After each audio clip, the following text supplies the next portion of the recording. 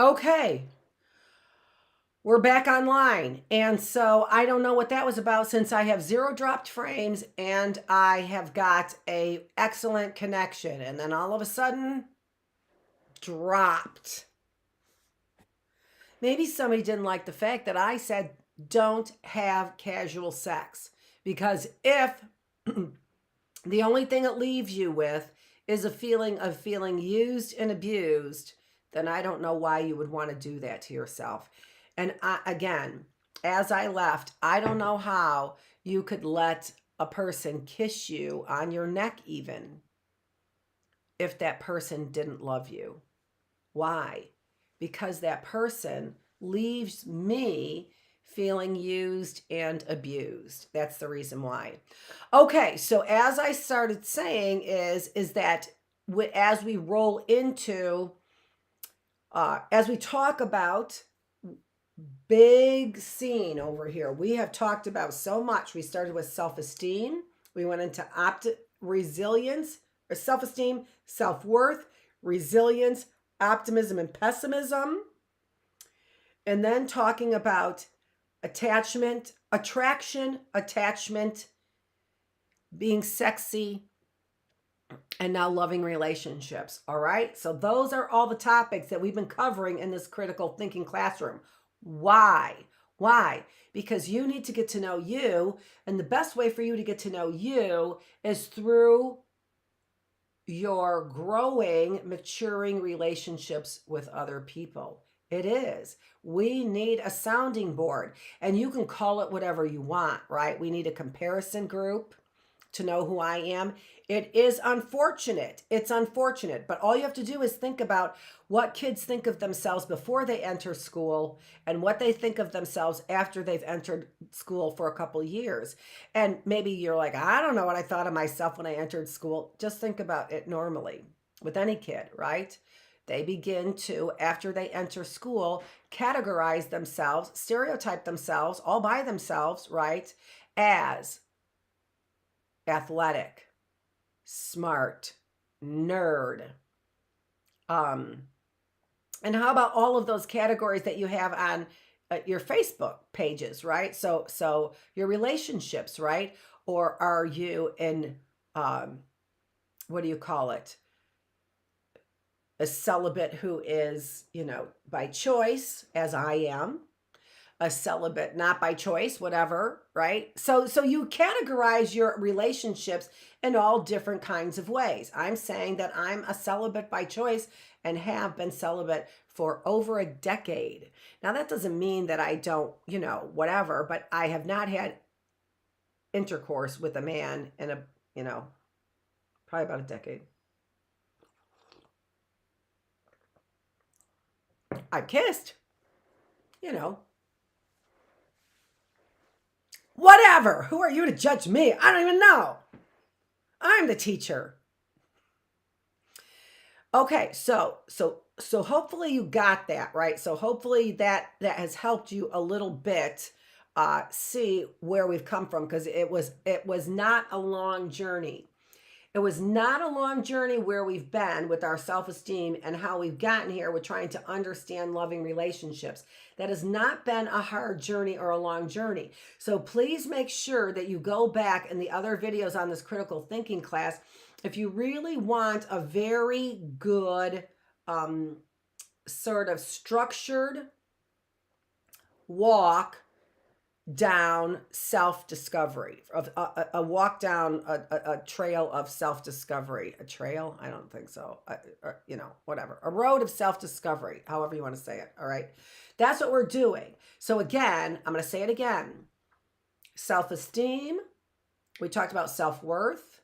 We talked about resilience, optimism and pessimism. And then we talked about attraction, attachment, sexiness, and loving relationships. If you missed the one on sexy, I talked about that yesterday. And sexy, and I want to or maybe it was Monday night. I want to I can't remember. I think it was yesterday. I want to just talk a little bit more about that to make sure that we have a pretty clear view of my point, because it was a really good point that I wanted to make for you guys, and it was this. I felt really bad on Monday after Mother's Day, right? And no fault, well, no, some fault, and some fault of mine and some fault of my son's, right? Why I felt bad on Mother's Day. And so what did I do? What I did was I did something which was to me playing loud music and dancing, although maybe play the guitar, or maybe you know, write. Maybe you write a sexy story. Maybe that's what you do, right? But something that makes you feel sexy, that makes you really not just feel good about yourself, right? Because I could maybe eat ice cream and feel immediately better, but something that really makes you feel a little more bold, something that makes you feel a little more confident. Remember, that really is sort of what we are boosting, is this element of confidence across the way. That is what is sexy. So sometimes what we want to do is we want to do something sexy when we have an ego hit, right? But it shouldn't include a partner. Why do people go and attach to people when they don't belong attaching to them? Why do they do that? Well, they do that because they've had so many hits to the ego. It's an ego boost. When we have somebody who makes us feel like we are loved or liked or even desirable, that boosts our feelings of self-esteem, our feelings of self-worth, right?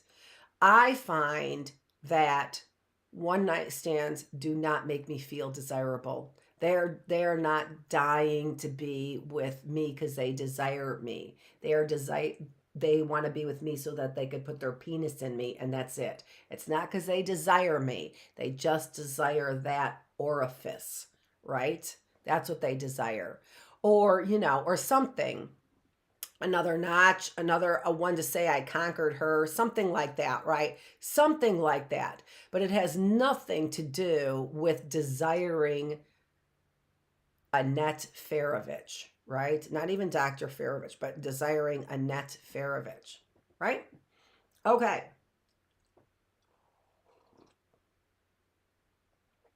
So that's what we're talking about, loving relationships. I'm going to go back to yesterday's slides. I don't necessarily have to pull them up every time I get a new, number on there, day 29, and our topic, and I have a title slide. But we've been working on these slides for a little while, so we're going to switch over to what we've been working on. Oh, but I do have a video for you in just a minute.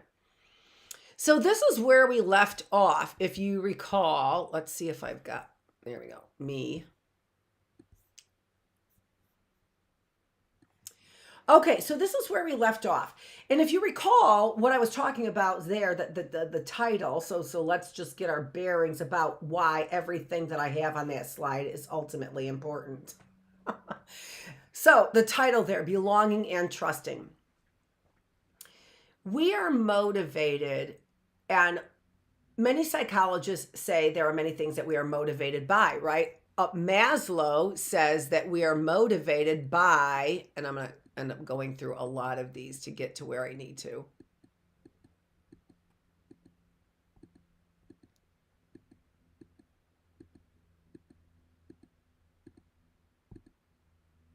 Maslow says that we are motivated by these hierarchy of needs right there. That's our motivation. Aristotle says we're motivated by eudaimonic happiness. Freud says we're motivated by life and death needs. Okay. There are other, Henry Murray says there are 16 needs that we have, including needs such as need for achievement. All right. I go by Susan Fisk's theory. I teach motivation, and so her theory is quite solid relative to motivation. And although I like, Ryan Dietschy's motivations for the three basic needs that we have, need to belong, need for other relationships, and the need for that is the need for belong. Need for belonging, need for achievement, and need for, oh my gosh, how could I have forgotten their three basic needs?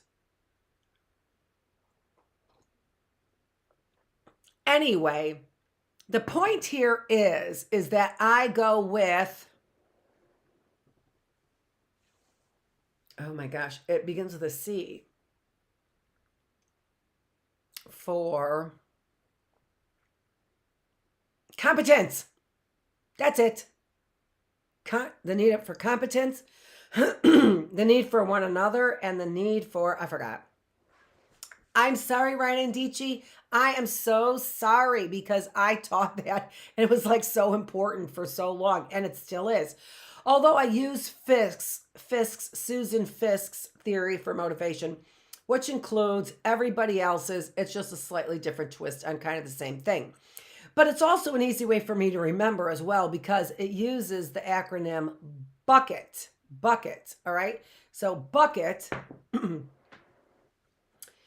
B for belonging, and that is the most important need that we have. It is, she says, it's the umbrella need that we have above all other needs. Here on Maslow's hierarchy of needs, it would be the need for love and belonging, the yellow there.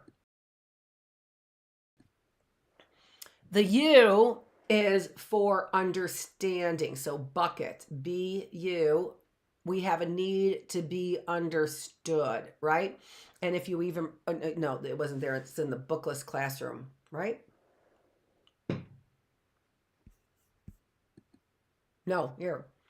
So they include also, so here's another theory, Bloom's taxonomy, on the same kind of thing. Bloom's taxonomy is for learning. So what do we need to do when we learn? Not just our general needs that we have. All right. All right. So B, belonging, right? U, understanding. C, B-U-C, bucket. Control, a need for control. Isn't that what this has been about, right? This last part about optimism and pessimism is all about our need for control. When we don't have control, what do? We learn helplessness is what we do. So Seligman has built a whole lifetime, a whole career since 1960, probably 3, not 5, let's say 1965. Let's say 1963, then we have a nice round number there. 50 years that Seligman has been studying this concept of learned helplessness. So a whole 50 years on the concept of our need for control. All right. So B, belonging. U, understanding. We're spelling bucket without the K. Understanding. C, control. E is our need for esteem, our need to feel good about ourselves. That was need number 4. For that bucket, the E, our need for esteem. And here we go again, which is what? Which is the blue bar on Maslow's hierarchy of needs. So you can see whether or not I'm talking about Maslow, if I'm talking about Freud, who stays there down at the bottom of the basic needs, in the purple and the green is where Freud stays. Whether or not I am talking about Ryan and Dici, who talks about belongingness, feelings of competence, and feelings of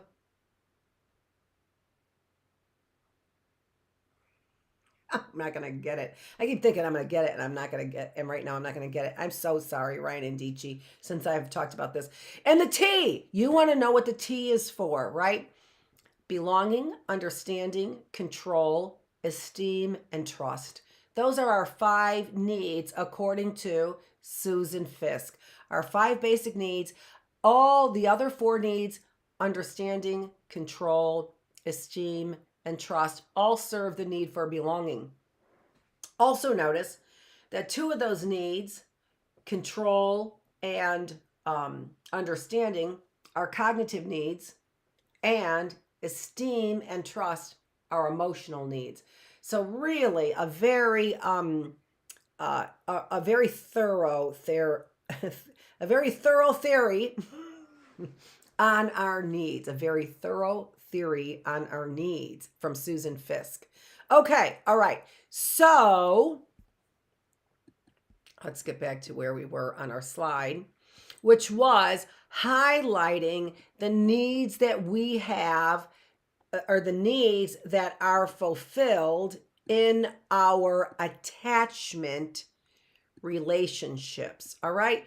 So, on the back end of what we've been talking about here, right?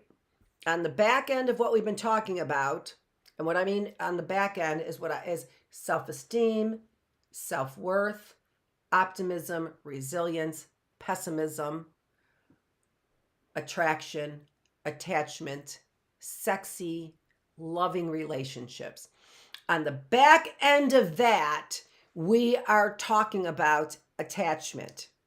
Attachment, as we said yesterday, is something that is written in our DNA. Now, if you remember yesterday, I asked you which of these best described you, if you recall, right? And I'm not going to do it again because we spent a lot of time yesterday even just holding this screen so you could read them all and say which one of those best describes your need for relationships or your relationships in general. And then what we did, and then where I went to was showing you the actual attachment styles, right? So we've been studying this for a very long time. Secure, dismissing, preoccupied, and fearful. Those are descriptions of adult attachment styles.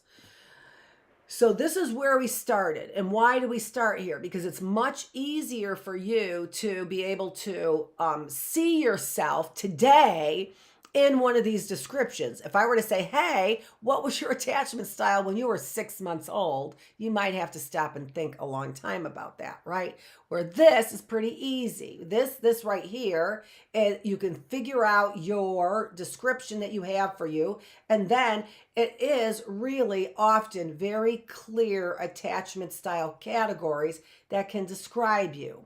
All right. So,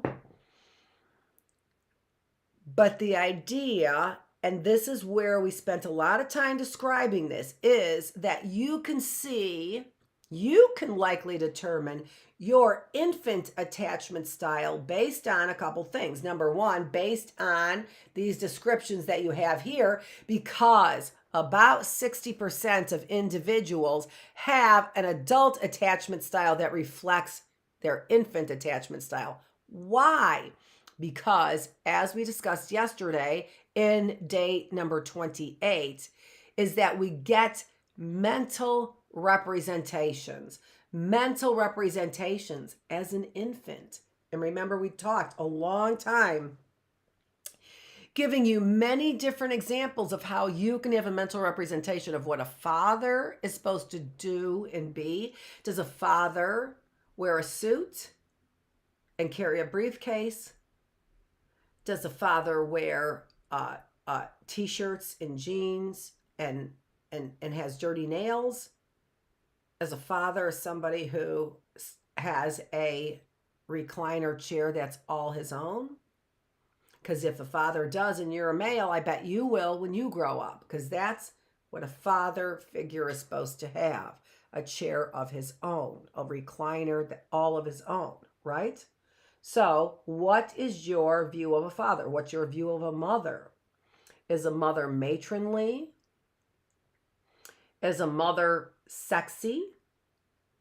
Is a mother looking young no matter what age? That's her goal. As a mother, what? What is a mother? Is a mother nurturing? Is a mother loving? Does she read to you? Does a mother read to her child?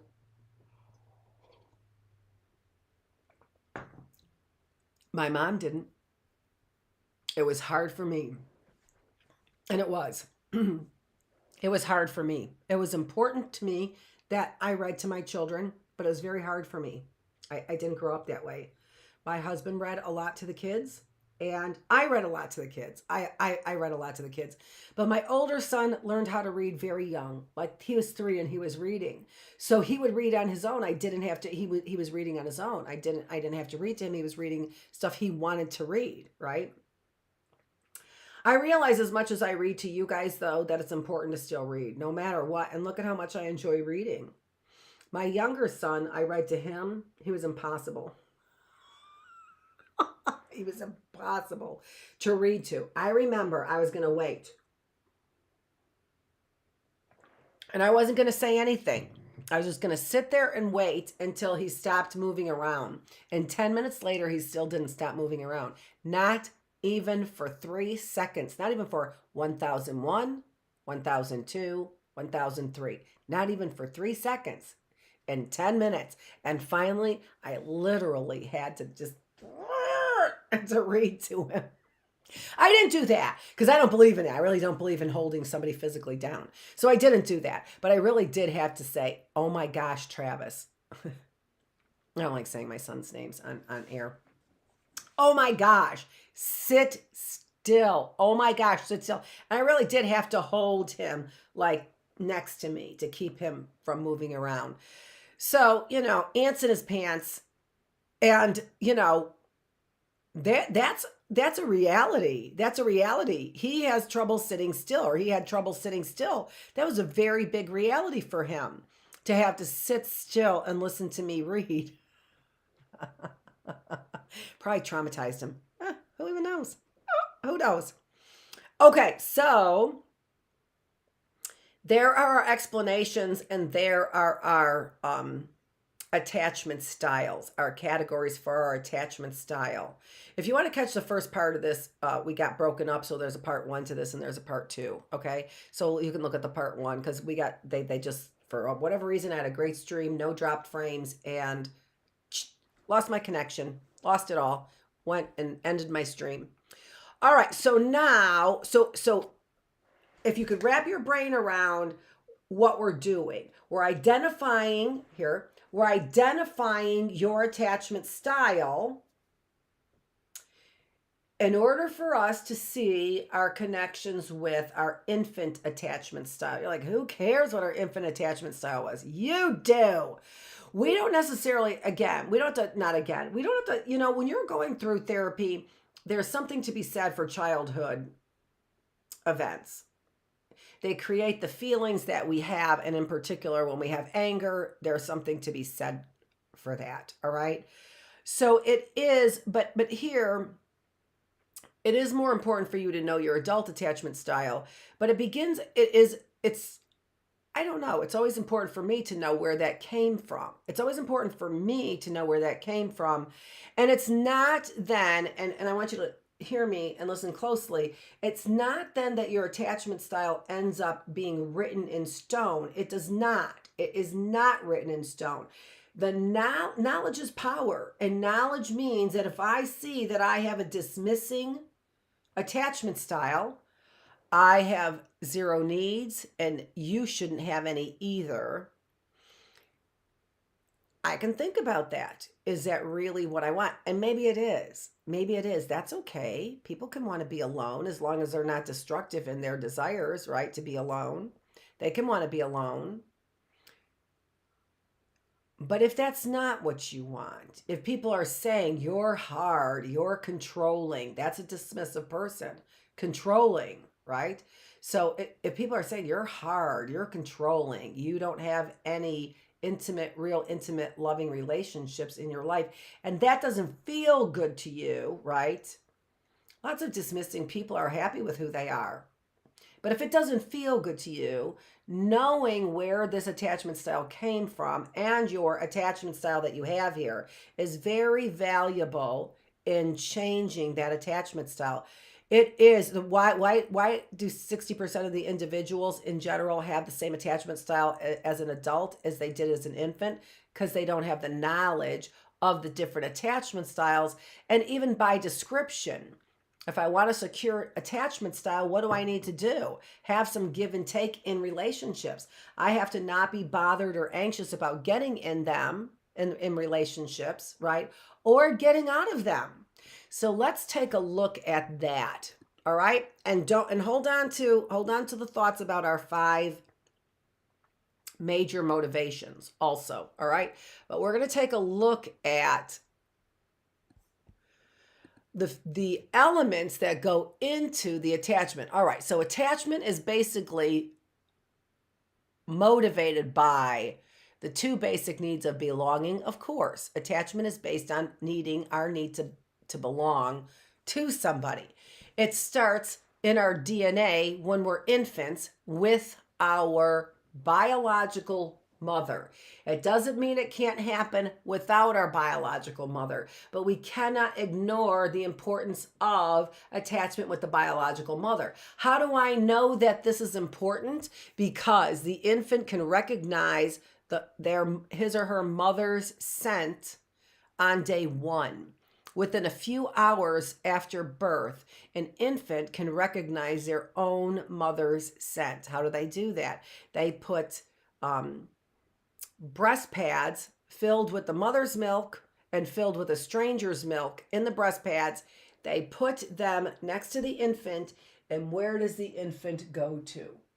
Right? Not here or here. The infant goes towards the breast. And just like I've said before, the rooting behaviors that infants engage in. What is that? That is when you're holding them and they snuggle to your neck like this. Why? Because they smell the mother's milk and they want the mother's milk.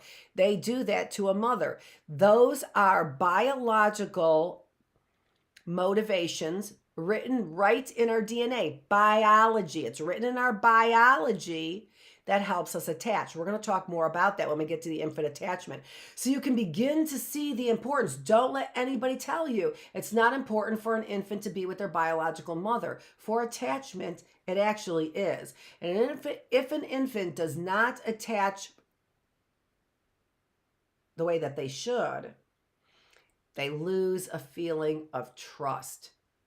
And that equates to confidence later on. So you can see how important attachment is. Nevertheless, knowledge is power. So knowing about our attachment styles is important for understanding and having real loving relationships. I started with that question in part one of this before we got off there, before they kicked us off. Is a real loving relationship. So I said you could take a look at relationships a lot of different ways, but I'm not talking about it just a sexual relationship. Is a real loving, if you were to truly find somebody that you could laugh and share with and grow old with, if you felt like, even if it didn't happen, but you felt like you could, and so found that person, and for a while it worked, but maybe it didn't work forever. Like my marriage, right? A wonderful, wonderful relationship. People knew we were in love, but it didn't last forever. It lasted 25 years. Didn't last forever though, right? Didn't last forever. Was it worth it? So that I would ask my question. This loving relationship that I had for 25 years that ended in divorce. As many of you know, he passed away. He passed away in my home. He was here back in the home again, but we were divorced. So I watched him, so I knew him since I was 19 years old. So I knew, and he was 24. So I watched him mature into an adult. We had children together. I watched him die. Well, I took care of him after he died. I didn't watch him die. I took care of him before he died. I took care of him after he died. And there was nothing to take care of. He wasn't sick. He died by surprise. But he was here in the home. So I was taking care of him before he died, after he died. I had to watch him die. I had to watch my marriage fail. I had to watch the fights that divided my family with my children. Was it worth it? So that's a question I want you to ask yourself, and maybe put the comments down there below.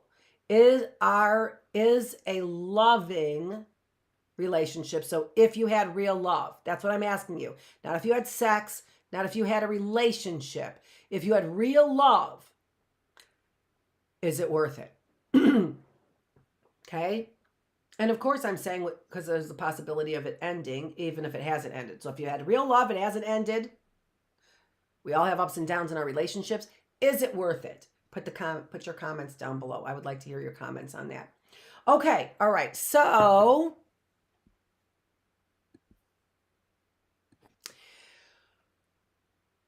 let's take a look at this. There are two, according to this theory, there are two, and this is attachment theory, and you can find this, you saw the names over there, Bartholomew and Horowitz. Basically, you can look those names up and get some information on attachment theory. Okay, so do you avoid relationships? Low avoidance, you are open to them. High avoidance, you avoid them. All right. So those are the two questions. Do you avoid relationships? And then on the vertical axis, this is, do you have high anxiety in relationships? High would be highly anxious. Low means you are confident in relationships. So do you avoid them? Because some people can feel low confident, right? But have low avoidance, right? I'm sorry, high anxious, not feel confident. So high anxiety in relationships, but they don't avoid them. That would be somebody who is preoccupied, right? If you remember, we'll look at that. So preoccupied, we'll go in the other direction. So preoccupied, I want to be completely emotionally intimate with others, but I often find that others are reluctant to get as close as I would like. I am uncomfortable being without close relationships, but I sometimes worry that others don't value me as much as I value them. All right, so there's anxiety there. I worry. I think other people are reluctant to get as close. I'm uncomfortable. So there's high anxiety with preoccupied person, but I want to be completely emotionally intimate with others. That is low avoidance of a relationship. Let's get to the other one. Low avoidance. They are open to relationships, but they are highly anxious in relationships. So do you see how we end up getting these different attachment styles? It is based on the amount of avoidance you do, which is separate from the amount of anxiety you have in a relationship. Let's take a look at dismissing. We talked a little bit about dismissing. That is the individual that says, I don't need relationships and neither should you. So these are authoritarian individuals. They are highly demanding of their children. Again, they are not nurturing. Why? Because even children should not need relationships. So they avoid relationships, high avoidance. Do they avoid relationships, a dismissing person? Yes. But do they have anxiety in the relationships? No, they do not. They avoid them because they don't like them. Individuals who have a dismissing attachment style, they don't avoid relationships because they make them anxious. They're very confident. See the low anxiety? They're very confident in the relationships. Why? Because they have control over themselves. You know who you are, Mr. Dismissing. So low anxiety, confident, everybody wants me. This is the narcissist to the max. This is the narcissist. They give the big middle finger to all the people who want them because they are highly confident. And Halt and Catch Fire, it is his name Jim? Because in real life, his name was Jim. Hey, Jim, what up?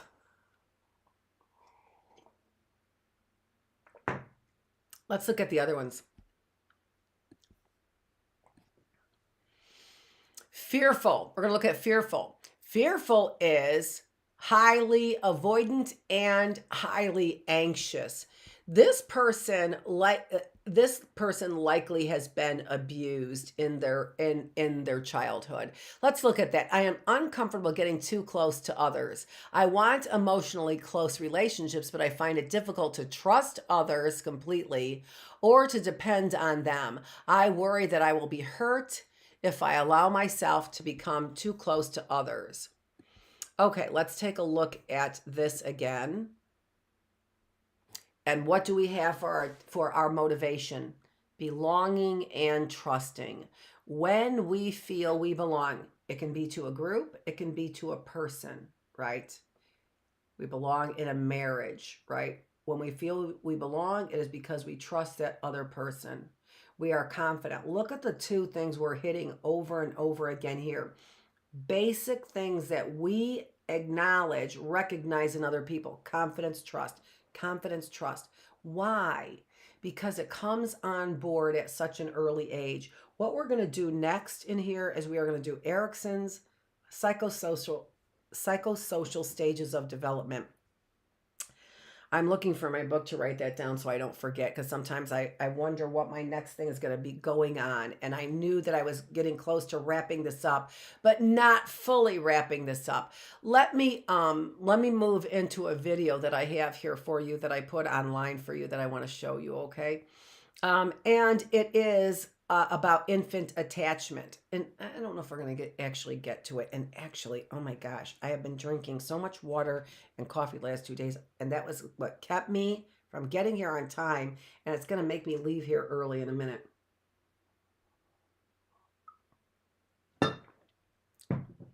As I fill that bladder up.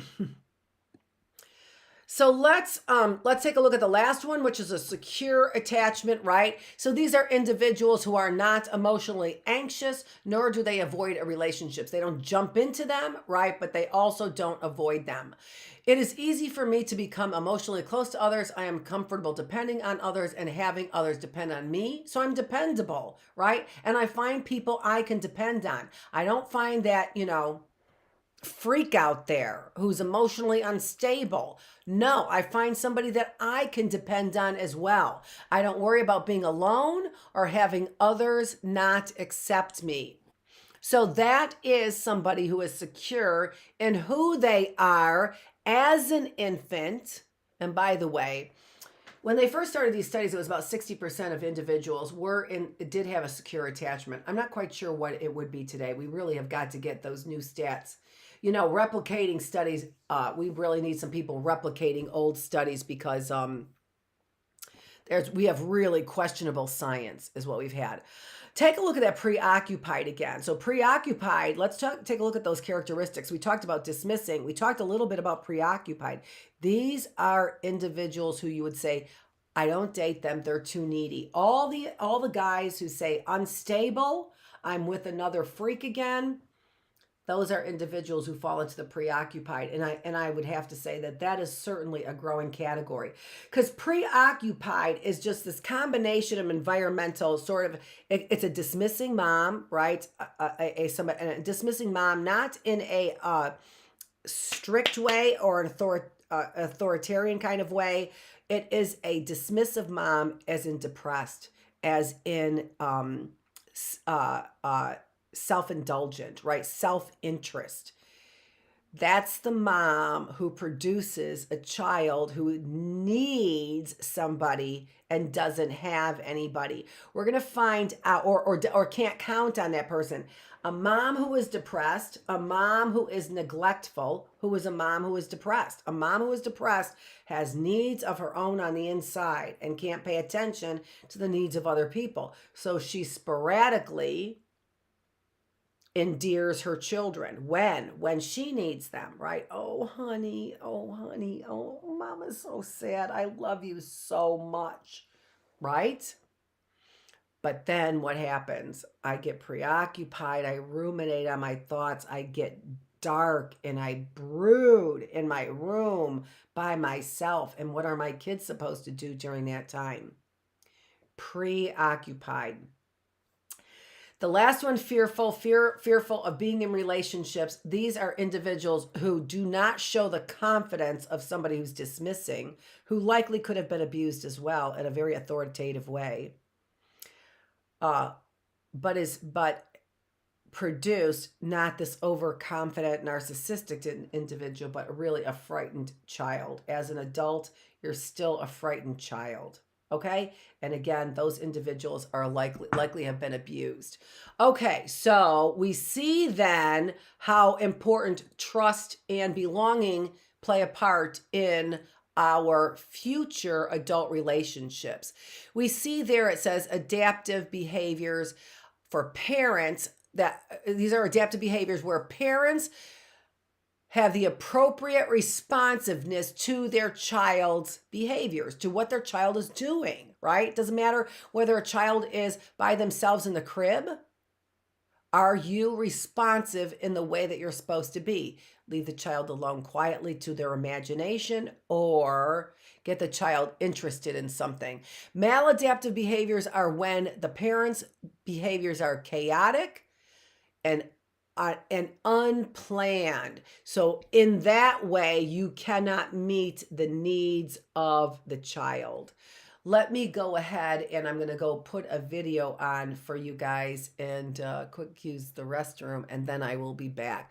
So this video demonstrates how we measure attachment style for young infants. So this will give you just a little bit of an idea of how we can see the connection between a parent's adult behaviors towards her child and how I might later on have gotten these adult attachment styles.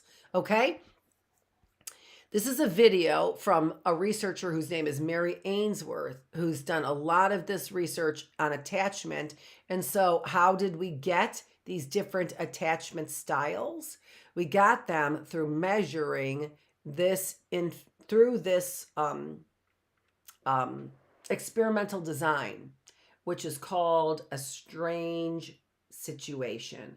So this is an experimental design that I'm going to show you a video of, done by Mary Ainsworth. And in that experimental design, she was able to show us how she measures infant attachment style. Okay?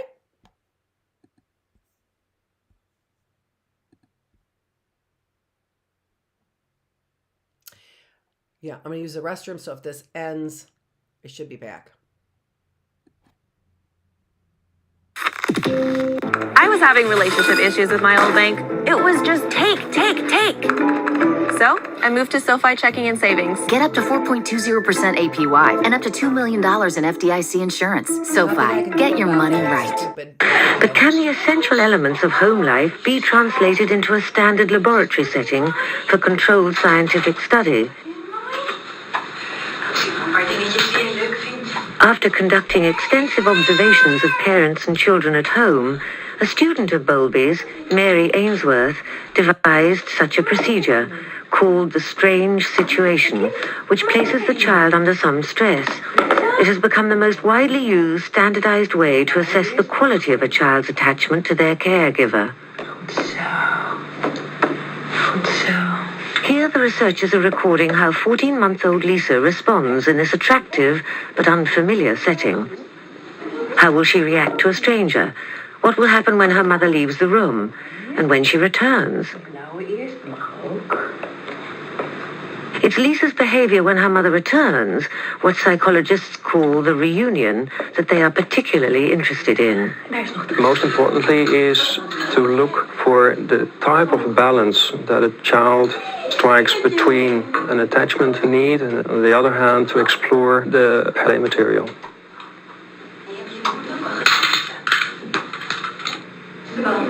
Once Lisa has settled down to play, a stranger enters the room and sits in the chair reading a magazine. Lisa, where's the bow? Where's the bow? After a couple of minutes, the stranger attempts to interact with Lisa.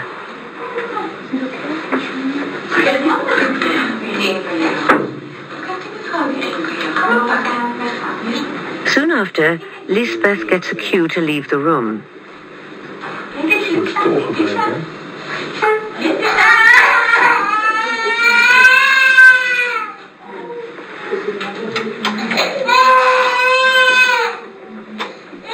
The stranger tries to comfort Lisa, but in vain.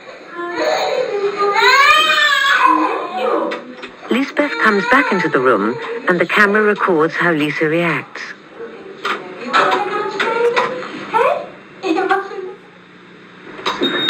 Now the first part of the procedure is over, and Lisbeth settles Lisa down again.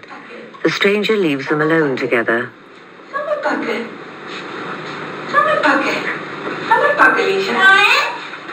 And soon after, Lisbeth goes too. Lisa is on her own. Her distress is plain to see.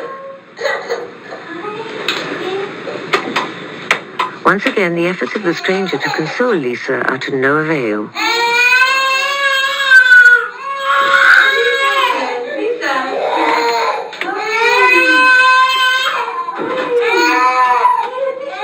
But Lisbeth manages to calm her almost at once, and shortly afterwards the observation ends. Lisa showed outward signs of what's called secure attachment. Okay, so this is all we have time for today, but here's what you want to think about regarding that video. And this is what we look at for attachment styles. So how did the infant react when the mother left the room? And how did the infant react when the mother returned? And another thing to think about, was it easy for that infant to be comforted by a stranger? Because if the infant is easily comforted by a stranger, well, then there's no necessity for attachment with the mom, right? Anybody can comfort the infant. We saw that that was not the case. So again, how does the infant react when the mother leaves the room? And how does the infant react when the mother returns to the room? And sometimes looking at those things as a mom, and happy Mother's Day, Mom, with that thought, right? Sometimes looking at those things as a mom can be hard. It can be. I knew, because I had already been studying this stuff, that my older son was not attaching like I wanted him to attach. I knew it. I would come back from being gone, from being, studying at school, graduate school. I was in graduate school when my oldest son was in daycare sometimes, and not for very long, and not every single day. I tried to do that, but I also tried to get through graduate school as well. And so that I could show my boys, that, an example of a hard worker, right? Of goals, and what it takes to get to your goals, and what it means, the rewards when you do reach your goals. So he wasn't in daycare 5 days a week, 8 hours a day, or 9 or 10 hours a day. He was in daycare three days a week, but I saw, and it wasn't for, too long, but I saw how he reacted when I came back in the room, and he was very nonchalant. He was very nonchalant, and sometimes he didn't want to go home. And I knew that bothered me. I knew that was an attachment style threat, is what it was. So these are hard things. They're not always easy things to look at. And even when you have the best skills, you will see things that are bothersome and disturbing. We could walk around it, or we could walk through it. Same thing with you finding out about your own attachment style. It could be hard. It could be hurtful. You could realize you didn't attach, and what that means now, the consequences in your relationship today. You could walk around it, or you could go through it. This is Dr. Annette Feravich helping you go through the work it takes for attachment style, and to understand attachment style so that our attachments later on in life are much healthier. This is Dr. Annette Feravich, and you are here in the classroom. More specifically, this is the critical thinking classroom, where we discover a little bit more about who we are and why we are who we are. Thanks for joining me. I will see you tomorrow, same time, 10:30. Maybe we're going to change it to 10:40. Keep looking. All right, thanks.